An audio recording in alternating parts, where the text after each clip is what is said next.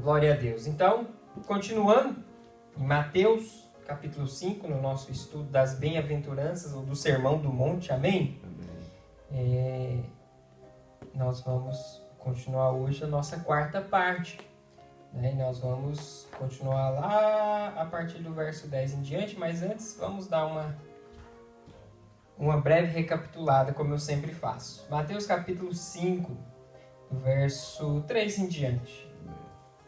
Bem-aventurados os pobres de espírito, porque deles é o reino dos céus. Bem-aventurados os que choram, porque eles serão consolados. Bem-aventurados os mansos, porque eles herdarão a terra. Bem-aventurados os que têm fome e sede de justiça, porque eles serão fartos. Bem-aventurados os misericordiosos, porque eles alcançarão misericórdia. Bem-aventurados os limpos de coração, porque eles verão a Deus. Bem-aventurados os pacificadores, porque eles serão chamados filhos de Deus. Bem-aventurados que sofrem perseguição por causa da justiça, porque deles é o reino dos céus. Eu vou continuar a partir daí hoje.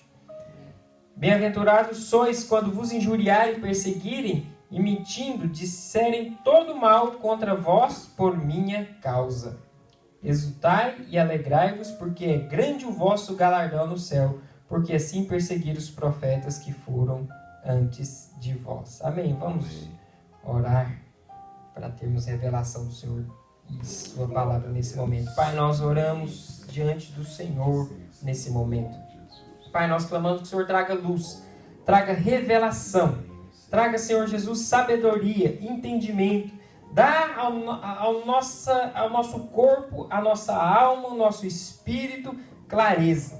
Deus, que possamos ouvir com ouvidos espirituais, entender, interpretar com o nosso espírito, Senhor Jesus, as realidades concernentes ao Teu reino. Pai, nós estamos aqui porque desejamos sermos aprovados, desejamos ser, ó Deus, como filhos reconhecidos do Senhor andando nessa terra, sermos chamados filhos de Deus, conforme diz a Tua palavra. Pai, assim nós colocamos o nosso coração diante do Senhor para recebermos de Ti revelação em nome de Jesus. Amém? Então, nas bem-aventuranças, nós vemos que é um tipo diferente de cidadão que Jesus convida a sermos. E, na verdade, Jesus coloca aqui, não é uma lei mandando que você seja. Não é? Ele diz que você vai ser feliz todas as vezes que essas situações acontecerem. Quando tudo isso acontecer, você sabe, quando Jesus entra na vida de alguém, as coisas mudam. Quando Jesus entra na história, ela já não se torna mais a mesma. Quando Jesus passa a fazer parte da história de alguém, né, até da história da humanidade, ela é dividida antes e depois de Cristo.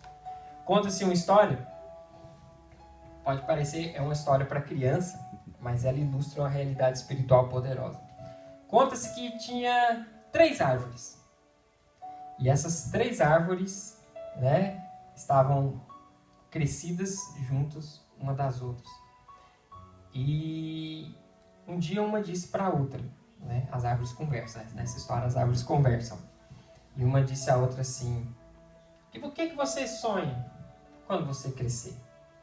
Aí uma respondeu assim: eu quero ser um baú para guardar um grande tesouro de um rei. E quero ser cheio de riqueza. Oh, isso é legal, ela respondeu. E perguntou para outra: e você quer ser? Eu quero ser um navio. Quero ser um grande navio e navegar pelos mares, né, e levar reis e conduzir pessoas importantes, passar, né, por vários lugares e conhecer o mundo inteiro. E elas perguntaram para essa então que fazia as perguntas: e você quer ser o que quando crescer? Ela falou: eu quero ser uma coluna em um palácio. Uma grande coluna, decorada, entalhada, trabalhada, para que quando as pessoas entrarem, elas já me vejam com uma beleza colossal. Então, esse era o sonho. Passados os anos, então, elas foram cortadas e aquela primeira que sonhava ser um baú acabou virando um coxo. Um coxo para animal comer. E a segunda, que sonhava ser um navio, até foi para a água, mas virou um barquinho de pescador num lago. E a última, que sonhava em ser uma coluna, ela foi dividida em duas e virou 2 caibros, 2 ripas, e deixaram ela num celeiro. Mas um dia Jesus entrou na história. E aquela que sonhava em ser um baú cheio de riqueza, que virou um coxo, o Salvador do mundo um dia nasceu dentro dela.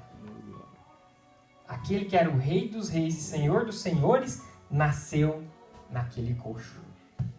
O maior tesouro do universo, da existência, nasceu naquele coxo. Ele só queria guardar ouro e pedras preciosas, mas o Rei dos Reis nasceu lá. Aquela outra que sonhava em ser um grande navio, que se tornou um barquinho, um dia estava lá, fazendo uma pescaria qualquer. Até que um dia o rei, aquele mesmo Rei dos Reis, subiu nele. E a partir dele pregava para as multidões na beira do mar da Galileia. Emitia a palavra. Serviu para conduzir o rei. Levou o rei para o outro lado, onde ele foi libertar um possesso de espírito maligno. Onde ele dormiu durante uma tempestade, ele se repousava. E ele queria conduzir pessoas importantes como um grande navio. Mas mal ele sabia que conduziu o próprio Deus encarnado em suas tábuas. E aquela última, que sonhava ser uma coluna vista, erguida num palácio, um dia de grande movimento e rebuliço, pegaram ela, pregaram ela em formato de cruz e colocaram nela o autor da vida. O Rei dos Reis foi colocado sobre ela. Você sabe, poderia ser 3 histórias normais, mas um dia o Rei dos Reis foi erguido naquela que sonhava ser uma coluna, que virou simples ripa no chão.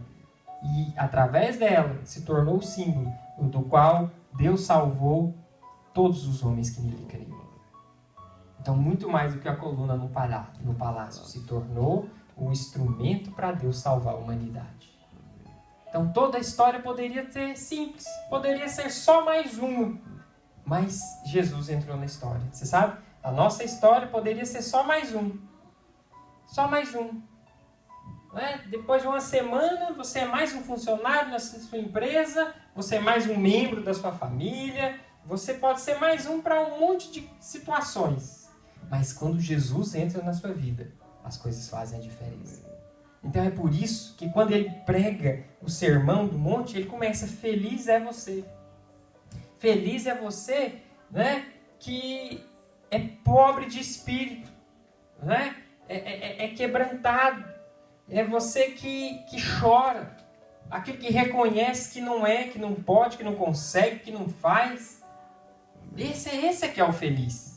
E é o que chora por consequência disso e clama a Deus por mudança. Deus muda a minha vida. Não é verdade?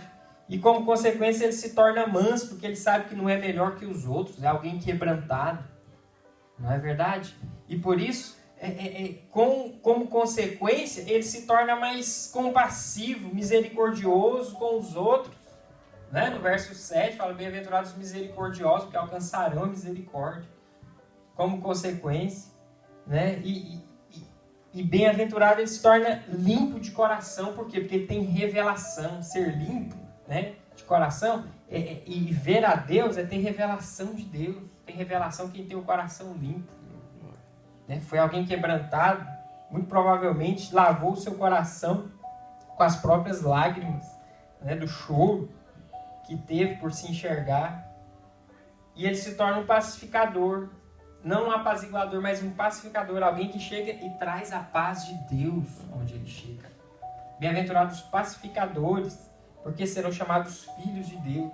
Você sabe, as pessoas quando olham para você, tem que dizer: ali vai um filho de Deus. Esse verdadeiramente é um filho de Deus. Porque aonde ele chega, a paz reina. O ambiente aqui estava confuso, mas ele chegou, a paz passou a reinar sobre nós.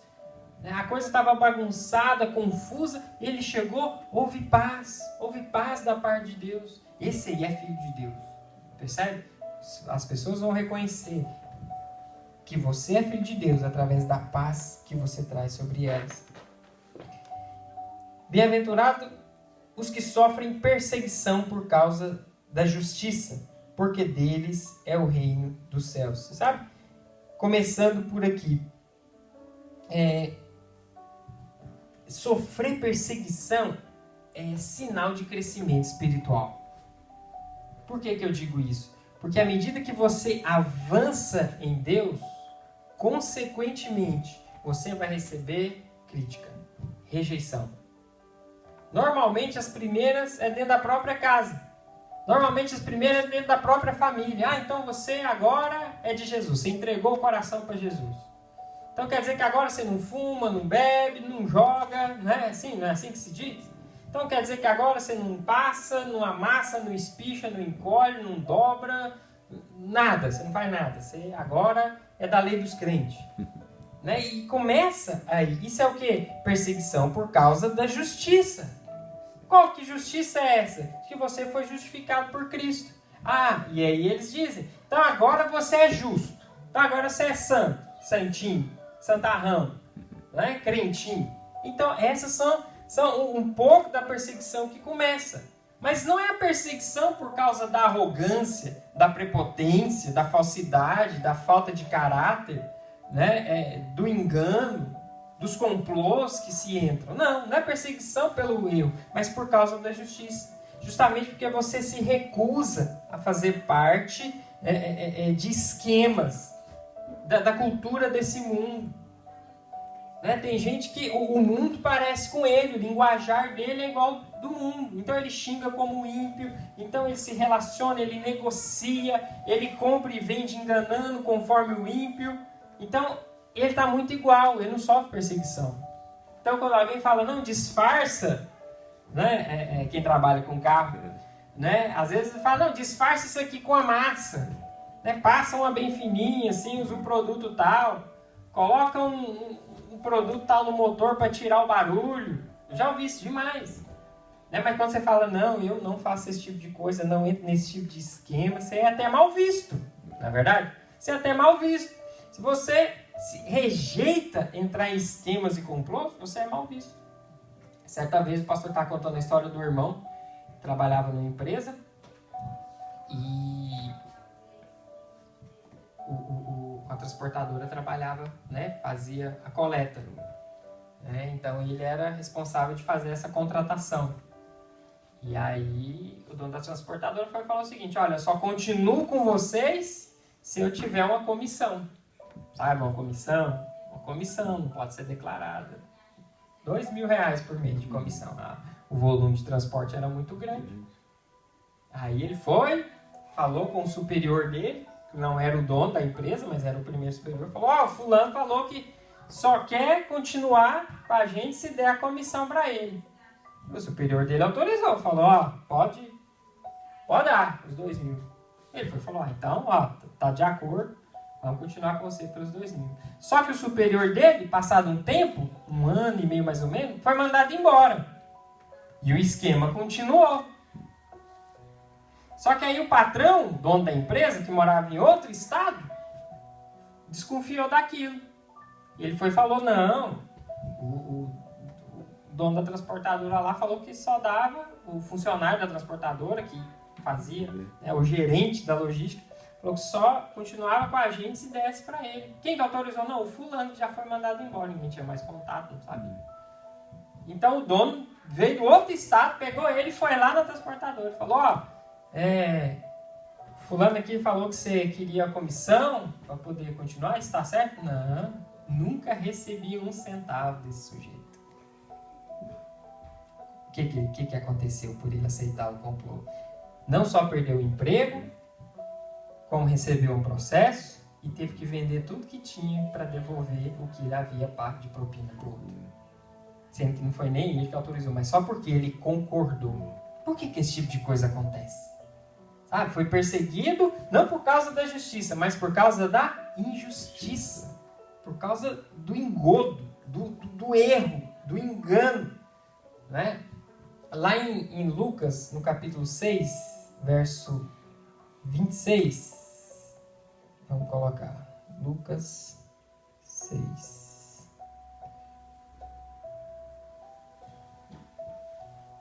Verso 26. Ai de vós, quando todos os homens, né, vos disserem bem, porque assim fazia seus pais aos falsos profetas. Ai de vós. Ai é contrário de bem-aventurado, sabia disso?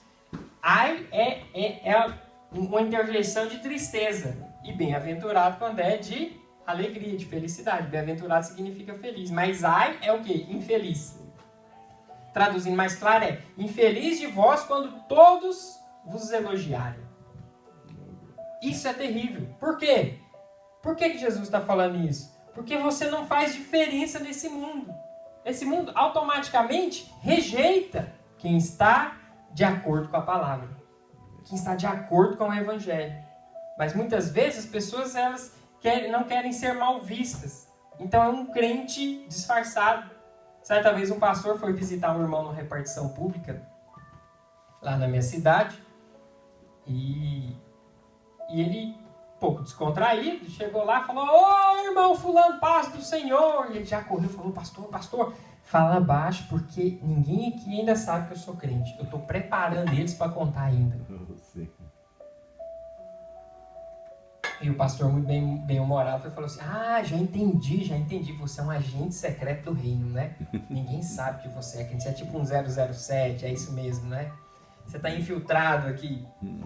E pegou no pé dele. Mas tem muito irmão que é assim. Ele tem medo de sofrer algum tipo de perseguição e rejeição. Né? Essa semana mesmo eu ouvi horrores né, a respeito da minha fé. Né? Mas eu fico com dó. Por quê? Para mim, o que eu sou mesmo não me ofende.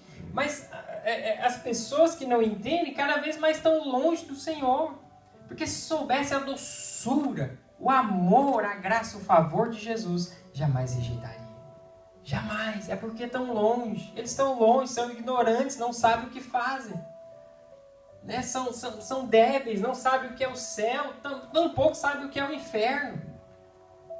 Né? Todo o céu que o ímpio vai aproveitar é essa terra.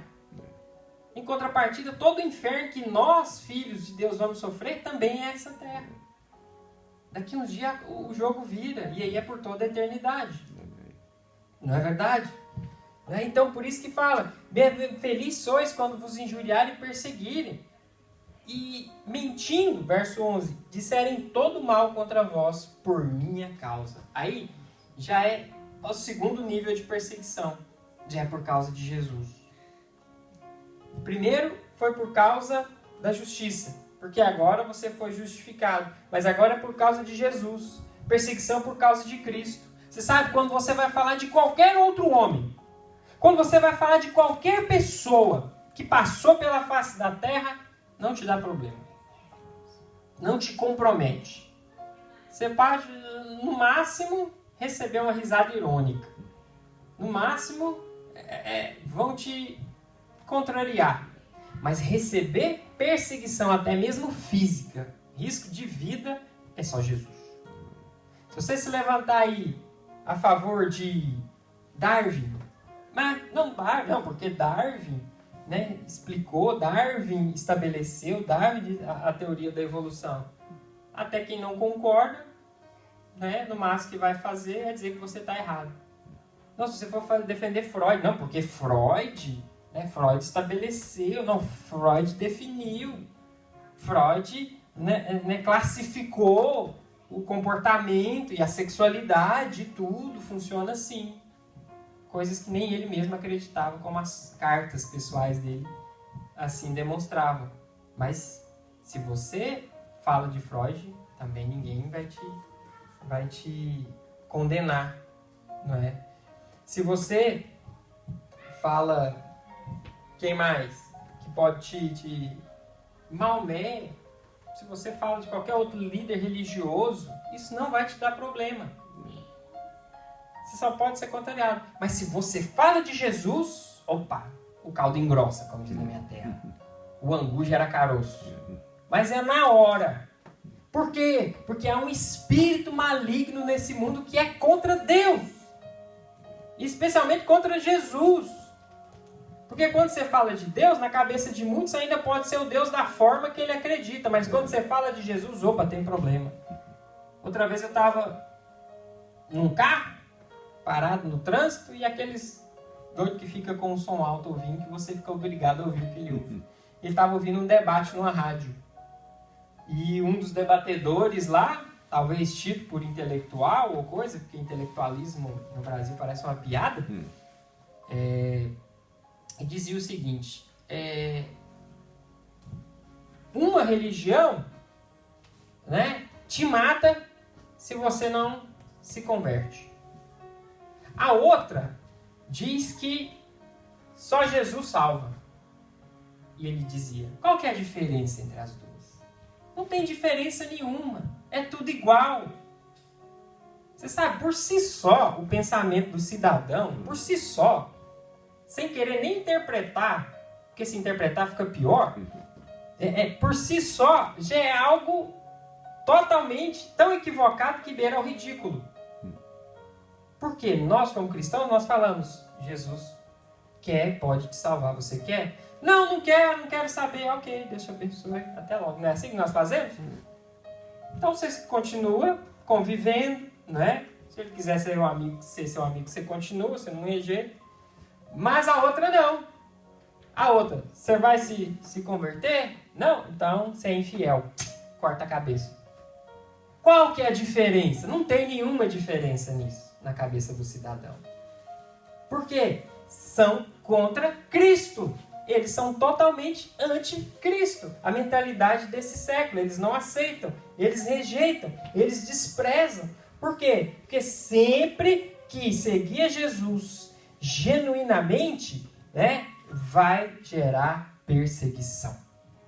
Se não está tendo perseguição, não está tendo resistência, né, você não alguma coisa está errada na sua fé. Mas tem gente que quer reinar com Jesus. E ainda quer reinar. E ainda quer ser um vitorioso. Né? A posição de vitória já foi dada, mas nem todos querem. Tem gente que não consegue vencer um sono para vir no culto. Não consegue vencer a cama, a preguiça. Né? Não consegue vencer a apatia, a carne. Né? Como diz Paulo, escravos do ventre. Né? São preguiçosos, letárgicos. Não consegue vir. E ainda quer reinar com Cristo, quer reinar junto com Paulo. Né? Quer reinar com Pedro, que foi, né, crucificado de cabeça para baixo. Com João, que foi, né, abandonado numa ilha. Com apóstolos que foram cerrados ao meio, com Estevão que foi apedrejado. Outros foram decapitados. Né? Não tem um esforço. Né? Não frequenta uma célula. Né? Não vou nem falar de liderar, mas não se dispõe a ir numa reunião, não fala um amém no culto, né? E ainda quer reinar com Cristo. Jamais, irmão, jamais isso vai acontecer, porque Deus seria injusto se fizesse isso. Se der, né, colocar para reinar no milênio pessoas que sequer têm um nível de comprometimento, né, com o Evangelho. Não tem essa possibilidade. Acima de tudo, né, o vencedor, ele manifesta essas 9 características que nós lemos aqui das bem-aventuranças. São 9 bem-aventuranças. São 9.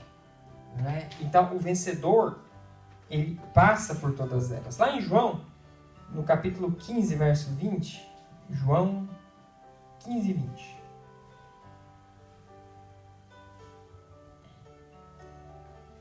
João, capítulo 15, verso 20, diz o seguinte: lembrai-vos da palavra que vos disse, não é o servo maior do que o seu senhor. Se a mim me perseguiram, também vos perseguirão a vós outros. Se guardam a minha palavra, também guardarão a vossa. Se Jesus foi perseguido, se Jesus, que era perfeito, sem falhas, foi perseguido, nós também seremos. Nós também vamos ser, invariavelmente, se nós nos mantivermos ao lado dele. Entende? Mas não é só isso. Não é só a perseguição por seguir a Jesus. Sabe o que vai acontecer também? Ele fala aqui, ó, se guardaram a minha palavra, guardarão também a vossa. Ou seja, a perseguição ela vem, mas também vem a autoridade espiritual. Também vem a confirmação da palavra do evangelho, da salvação e da graça. Também vem a vida. Também vem a recompensa. Também vem o sustento. Também vem o sobrenatural. Também vem a vida de Deus. Então, se perseguiram a Jesus, nos perseguirão também. Mas se ouviram as palavras de Jesus e tiveram as suas vidas transformadas, ouvirão a nossa também e também serão salvos. Essa é a recompensa. E esse é o caminhar vitorioso em vida. Quando nós estamos em vida. Então tudo começa, a vida cristã começa, não é? A vida de vencedor, ela começa com Jesus já concluindo tudo. O que nós temos que fazer é somente deixar Ele viver a nossa vida. Nós chamamos isso na obra da cruz de substituição.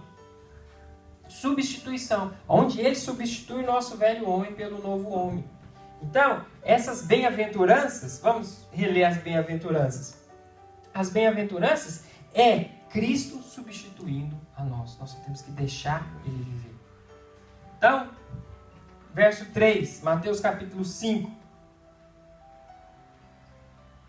Verso 3 em diante. Diz o seguinte: bem-aventurados os pobres de espírito, porque é deles o reino dos céus.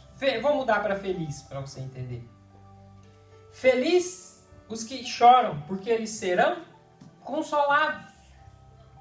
Felizes são os mansos, porque eles herdarão a terra.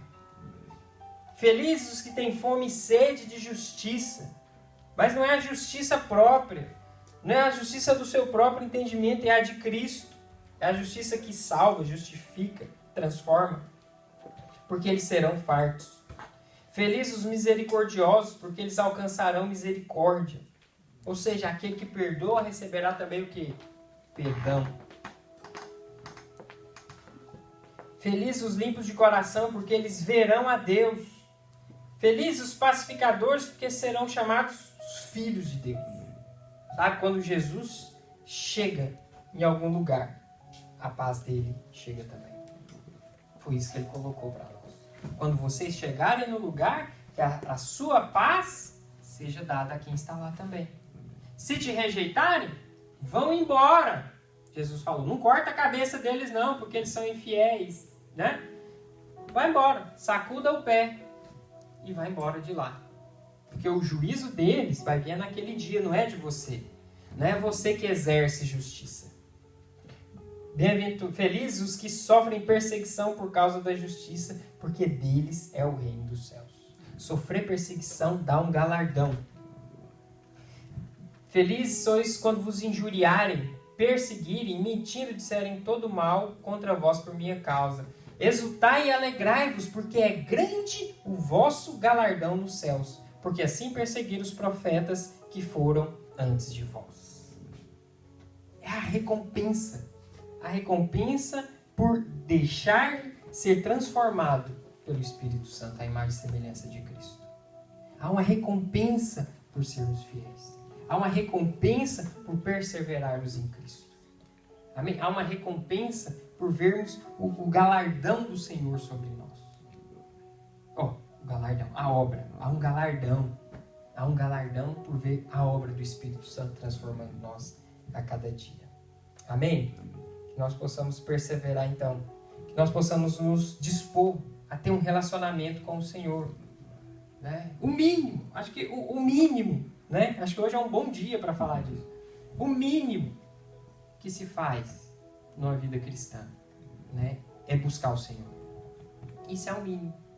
Sabe? Não há, talvez não deveria nem haver recompensa por vir buscar o Senhor, porque teria que ser algo normal para nós. Mas quantos são vencidos pelo sono? Pela preguiça? Ou pelo cansaço, que seja, até por coisas legítimas. Quantos são vencidos por isso não vêm? Então, como eu falei, não se dispõe a vir ao culto, como é que vai ser que vai querer reinar com Cristo por 1000 anos? Não se dispõe numa célula, né, não se dispõe, né, a ministrar o Senhor, quer reinar com quem? Então estão buscando o reino da terra. Quando receberem o reino da terra, quando buscar salvar a sua vida, perder lá. Isso que vai acontecer, infelizmente, com muitos. Amém? Amém? Fique de pé onde você está, vamos